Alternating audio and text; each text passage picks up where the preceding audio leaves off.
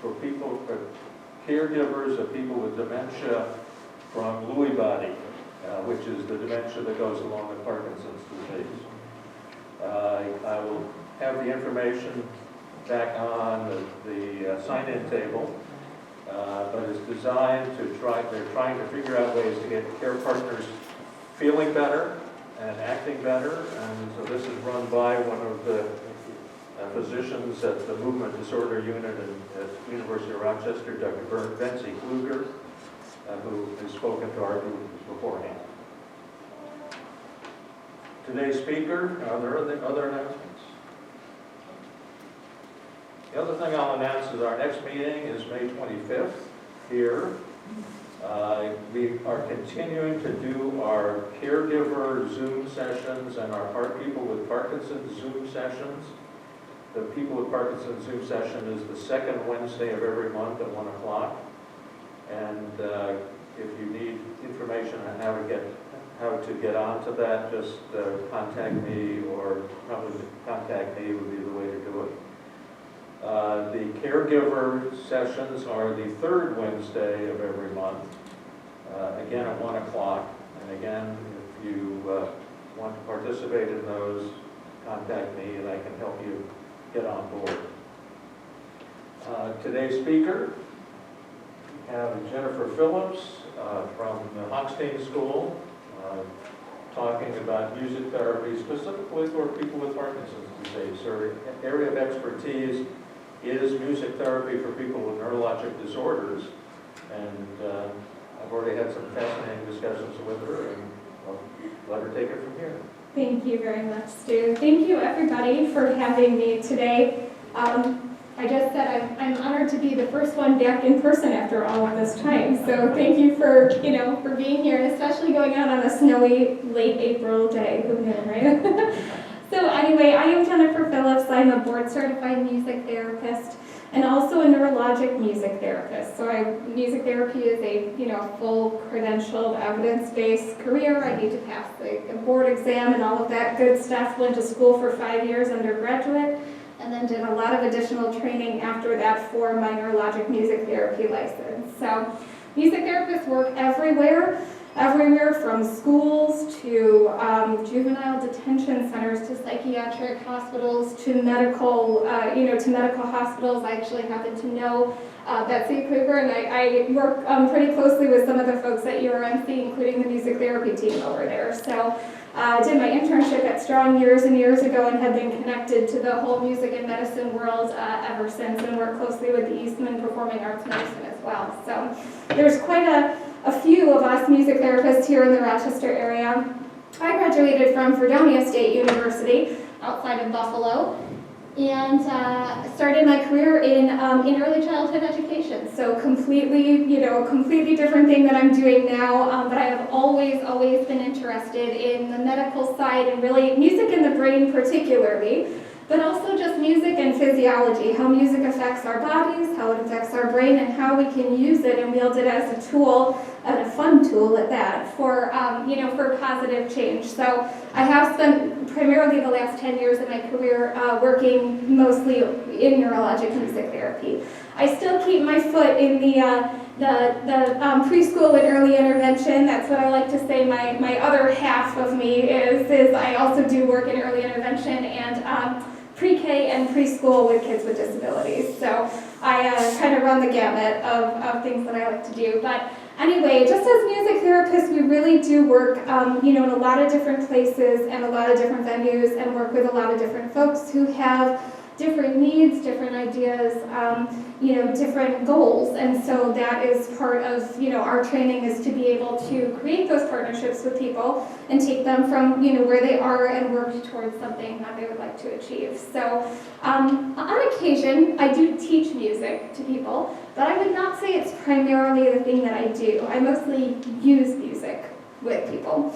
So that's what I would say the kind of difference is in my mind between music therapy and music education. So I happen to be a vocalist as well. I sing, professionally, and on the side I've been singing since before I can talk, according to my mom. I don't remember, but it's been quite a while. So anyway, thank you again for having me today. So let me ask you, how many of you in here, just by show of hands, would consider yourself to be musical? Oh, come on, that's it? Okay, how many of you have played an instrument before? Any instrument? And I'm including that you can flunk out like Heart and Soul or Mary Had a Little Lamb on the piano. Okay, anybody? Okay, good. Excellent. All right, how many of you have sung in a choir? Great. How many of you have sung in the shower? Okay.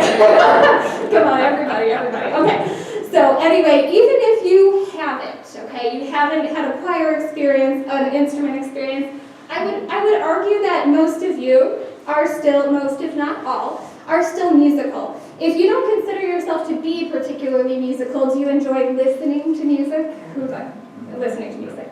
Great. What kind of genres? Just, you can feel free to yell out. What sorts of music do you like to listen to? Great. Jazz, good one. Blues and jazz. Blues and jazz, love it. Anyone else? Oh, me too. Yeah, I like country a good deal, and I grew up in the Motor City, so Motown is up there for me too. So, yeah, I'm from the Midwest originally and transplanted to Rochester, where the weather is exactly the same. So, I didn't really move up very much.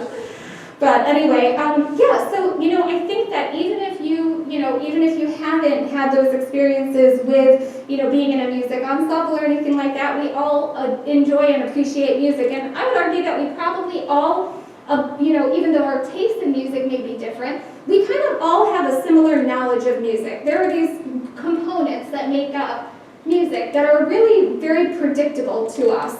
I would say that, there are maybe two fundamental pieces of music, and that's usually rhythm and melody, or rhythm and some kind of orchestration, something that gives you a melodic line. Now, music could just be rhythm, and sometimes music could just be melody, but usually there's that basis of rhythm underneath. As a music therapist, I would say that rhythm is by far my very coolest and best tool that I use. There's a huge connection between auditory receptors in the brain and the body. So for all of you brides who have had to walk down an aisle, okay, so for many of me and a couple of my friends who are music therapists, we couldn't walk down the aisle to the church off the beat of whatever music was playing. So it's funny because you go back and you look at my wedding video and it's like bum, bum, bum, bum, bum, bum, bum, and I'm like marching down the aisle, okay? So here's the thing though, is that music and rhythm and body connection, that's strong for everyone, musicians or not. A lot of times when we talk about walking, we talk about dancing, swaying, regulating gait, all of those types of things that we work on in music therapy, they all have that basis of that really strong rhythmic base. So, just as something, I do want to not have you just sit here and listen to me talk all day. So just as something to do, will you help me to just keep a very basic beat? You can keep it on your body, so you can tap, you could snap. I'm not a good snapper, can only do it with one hand. But anyway, you can do it however you like, but just use a part of your body to keep this beat going.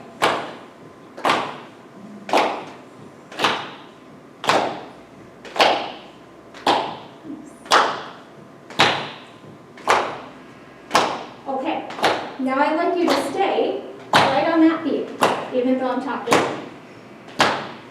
I'm going to do something a little bit different, but I don't want that to mess you up. So keep going right on this beat.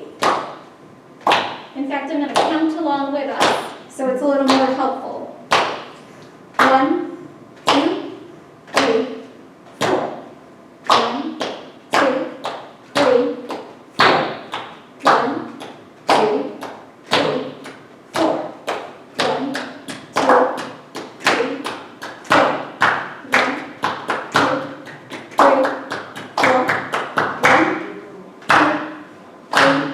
4, and stop. Wow, you are pros already. For anyone who said they weren't musical, you're wrong. You got it, okay? That was wonderful. Great. So having that basis of rhythm, doesn't matter what else I put in there. I was doing what we call microbeats. So they're just kind of those things that go in between. Even when I moved to triplets, triple, I didn't mess anybody up. You stayed right on that beat, okay? we use this rhythm quite a bit for many, many things that we're working on. So since rhythm is kind of the first building block of music, what I would like to do now is totally up to you. You can keep the beat on your body, or if you raise your hand, I will come and pass out a rhythm instrument, or if you'd like to, you can come up and get a rhythm instrument. But I would like to do a little bit of playing together. I brought my guitar today, so please feel free to raise your hand if you'd like me to bring something out to you. Or like I said, you may come up, or you can just keep the beat on your body. So you want to hand it up? Thanks. That's great.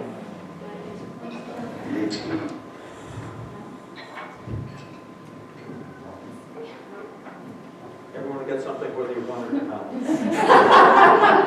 Thank you, Stu.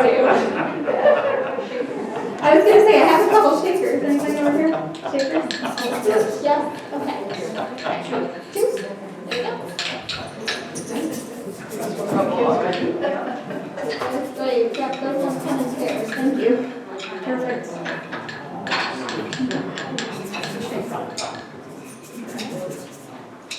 Put your poison. I have a couple more. Anybody? Sure. Yeah. I happen to like these ones. They have little metal pieces in them.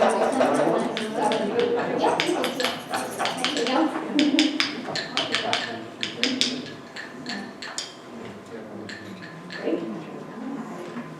If we're going to make fools of ourselves, we should all do it together. Yes, there you go. I like that. Thank you.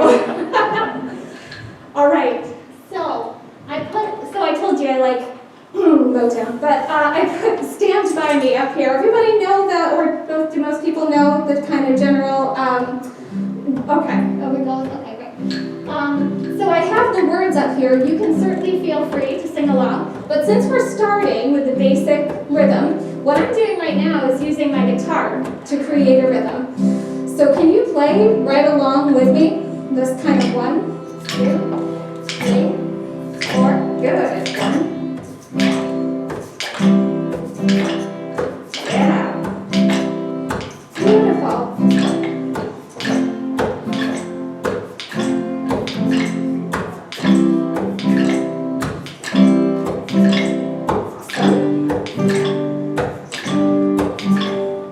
Yes. All right, we're going to start singing too in a second here, okay? See if you can keep it going with your rhythm instrument and also sing. Here we go. When the night has come and the land is done and the moon is the only light we see. Oh, I won't be afraid. Oh, no, I won't be afraid. Just as long as you stand by me. So darling, darling, stand by me. Oh, stand by me. Oh, stand by me. Stand by me. Oh yeah, do the second verse. I thought ahead. All right, here we go. Back on the beat. A little bit faster. Here we go. Beautiful. Here we go. If the sky that will come should tumble and fall, and the mountains should come on to the sea, I will cry. I will cry. Oh no, I won't shed a tear.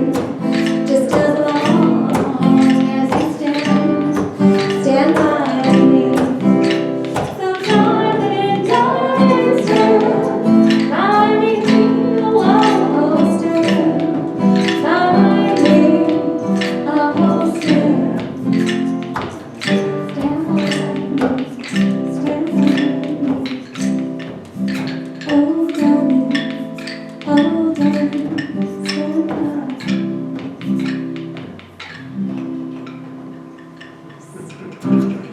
So how do you all know to end the song and to bring your instruments down in volume? Nice. I like that. Yeah, I repeated a phrase, slowed it down a little bit. You could tell it was ending, right? We use music all the time as a cue to do something. We use it as a cue to take a step. We use it as a cue to tap a drum. We use it as a cue to open our mouth and make noise. We use it as a cue to stop something or to start something.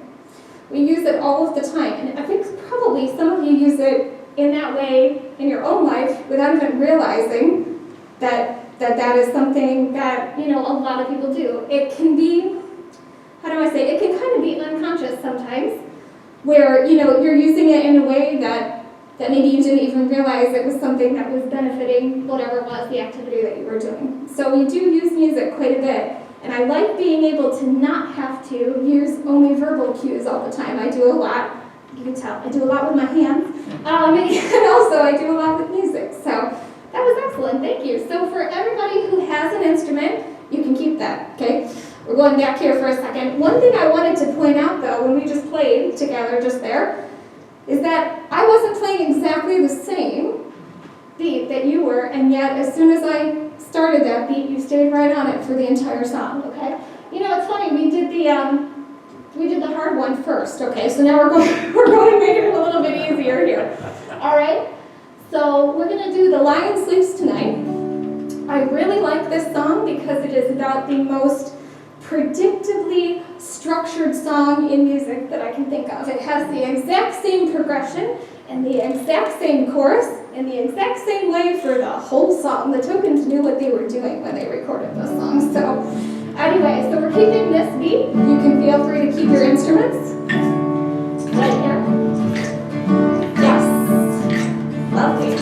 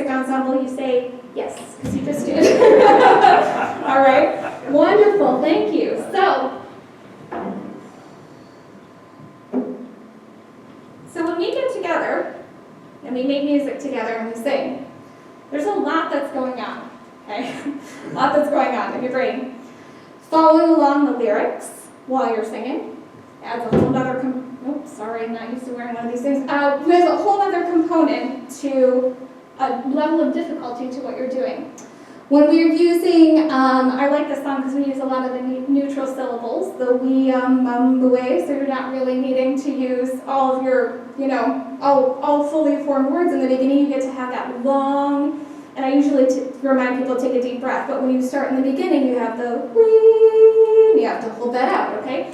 So using some of those things that kind of happen, it almost seems like unconsciously, we in music therapy use them pretty deliberately for that length and that breath control and that rhythm. And you'll see that when I went back and did the first verse again, I dropped out with my guitar and you kept going with that rhythm. That was perfect. So you could kind of feel that undercurrent underneath. So even though it was just a whole bunch of us getting together in a room singing, there was a lot going on that was happening as we were part of that whole music experience together. But your brain works really hard when you play music.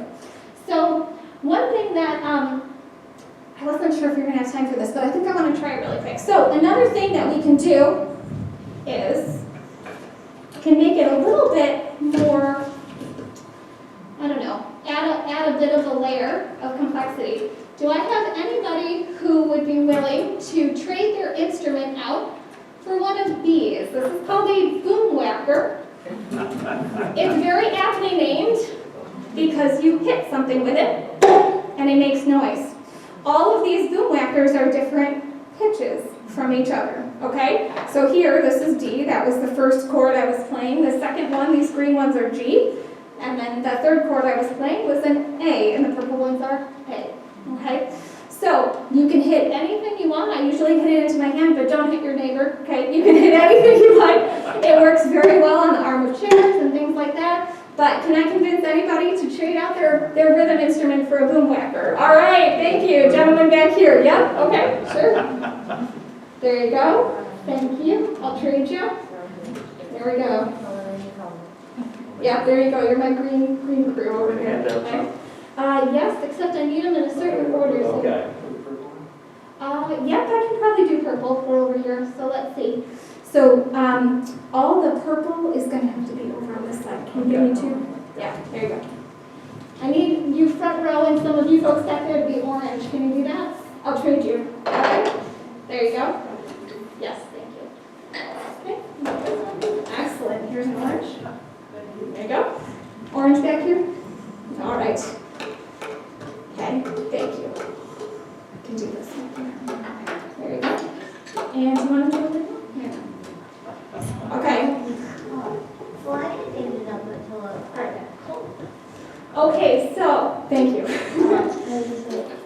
there is a method to my madness. So basically all of the orange people, you're group one, okay? So we have orange, yep. Green folks are in this general area, you're group two, great. And purple folks, you're here, and here, you're group three, okay?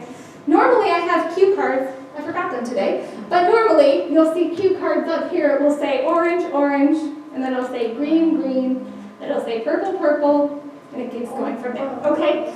So, for right now, though, what I'm going to do is point to your group.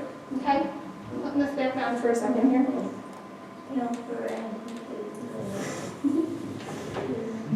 All right. So, coming over here. So, my orange folks. We're going to play 4 times. Okay? Right on the speed. So here we go. I have orange, orange, orange, orange. That was perfect. Do what the orange group did. They were awesome, okay? Here we go. One more time for my orange folks. Here we go. 1, 2. Here we go. We have orange, orange, orange, orange. Nice. Okay. Green folks. I want my green folks. Excellent. Here we go. Ready? And here we go. I have green, green, green, green. Nice. All right, purple. It's your turn. You ready? Purple, folks. Here we go. I got purple, purple, purple, purple, and stop. Nice. And back to orange. Okay? So this time when we go through, I'm going to take it really slow, but you'll only be playing 2 times. So listen. I'll show you. It goes orange, orange, green, green, orange, orange, purple, purple, and we keep doing that. So I'll have my hands and I'll be pointing, okay? So the orange folks get all the glory. because they're what we call the tonic of the chord. They're sitting down here on do, so they get to play twice as much as everybody else. Okay, orange folks, here we go. Here we go. I have orange, orange, green, green, good. Orange, orange, purple, purple, good. Orange, orange, green, green, orange, orange, purple, purple, good. Orange, orange, green, green, orange, orange, purple, purple, good. In the jungle, the mighty jungle, the lion sleeps tonight. Yes. In the jungle, the mighty jungle, the lion sleeps tonight. Good. Yeah, good.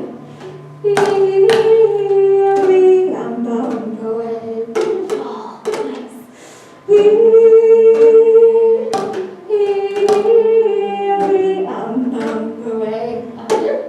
Lovely. Okay, good.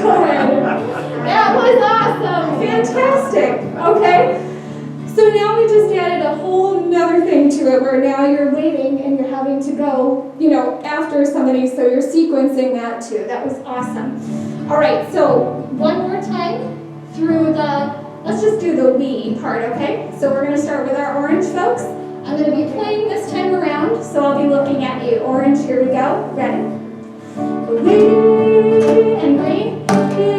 Here we away. Purple people. Yeah. Away.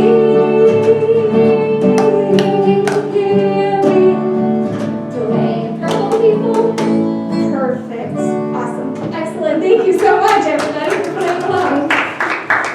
Now, if you think about it, I have a boomwhacker choir that we used to get together. This was pre-COVID, okay? But I had a boomwhacker choir, so every single group of people had about 15 boomwhackers in it, so we made quite a ruckus when we were all playing together. All right? If you have an instrument, feel free to just slide it under your seat. I will come and pick them up eventually, but I want to leave them with you for now so that we have flexibility to play again if we can. Okay? There we go. Fantastic. Okay, so I touched on this a little in the beginning, but a lot of what we do as music therapists, it really just depends on, on where we are and where we work, on who we're working with and what we do. But I usually tell people I'm a music therapist, and they say, "A music what?" And so that's why I always say, this is always my slide in every presentation, a music what? A music therapist. So a lot of the times, as I mentioned, we use music therapy as a tool. It is a research and evidence-based practice, and a lot of times we have very similar goals as speech and OT and PT. We just have a different mechanism for being able to reach those goals. So we work alongside a lot of the other professionals, therapeutic professionals, and we're often targeting, like I said, similar goals.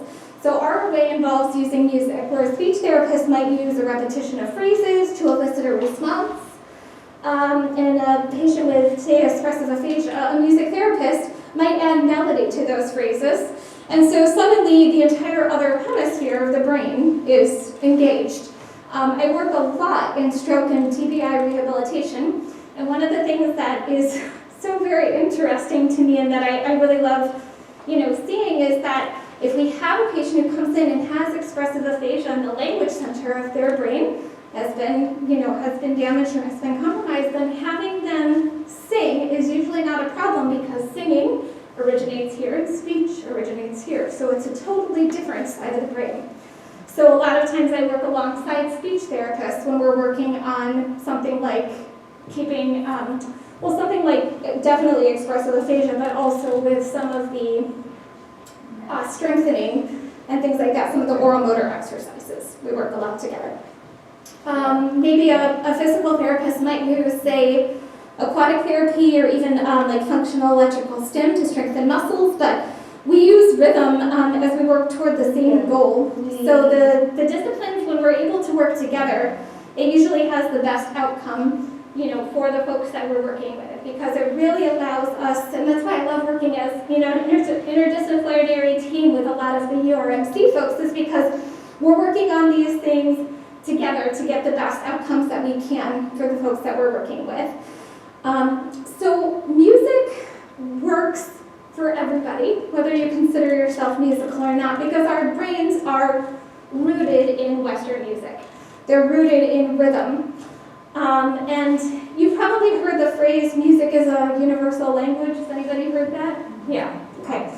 So I would argue that music is a language used universally. It's not exactly the same, depending on where you go, but a lot of it, the music is a key to, to cultures and everything. And so in our communities, maybe we have different music than they would have elsewhere. So the kinds of music that we're used to or connect most with, jazz, classical, country western, they might be different, but they all have the same basis of being from here, from the United States. If you go somewhere like in Asia, India, they work on a completely different scale. When you have a major scale here, that's just do, re, mi, fa, sol, la, ti, do, major scale. So you have that here. That's not how their music works there. That's not Western music. And so it would be a little bit more difficult for us to use that type of music when our brains are really, really used to what we have here, no matter what kind of music that is. So one thing that I would love to do is to play a video for you. Anybody know Bobby McFerrin, musician? Don't worry, be happy. Okay, yeah. He did this talk in, I think it was 2009, and talked all about how music affects the brain and he took a whole bunch of neuroscientists who consider themselves non-musicians and did a TED Talk about how our brains, our bodies, everything are really attuned to the pentatonic scale. So I would like to, let's see, Alexa showed me how to close out of this. Hold on a second. I'd like to show you a brief clip of his video, because he can do it a lot better than I can, so. Let's see. Oh, it says, wait a minute. She told me how to exit this. Oops. Here. Okay, so if I go close, yeah, I see that. Thank you. Oh, here. No, it's not sure. No. Oh, shucks. Hang on. No, it's not letting me do it. Maybe just do exit or escape. Escape slideshow. Oh, goodness gracious. Sorry, everybody. It is worth seeing. I just can't. There we go. Okay. Which I think means I just closed my presentation, but that's okay. All right, we'll figure that out when we get there.